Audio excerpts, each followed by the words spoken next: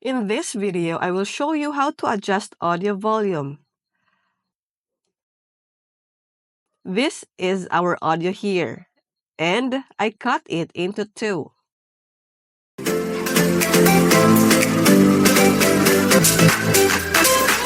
As of now, they have the same volume. To decrease the volume, adjust it downward to decrease.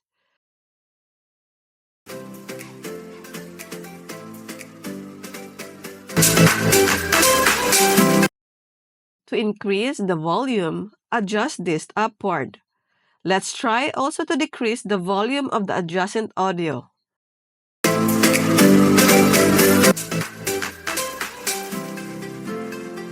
Other option to adjust the audio's volume is right-click on the audio and select on Audio Gain. You can adjust the figures of Set Gain 2 and adjust Gain 2 here. And that's it. For more videos like this, hit the subscribe button and click the notification bell so that you get notified for our new uploaded videos. See you next time!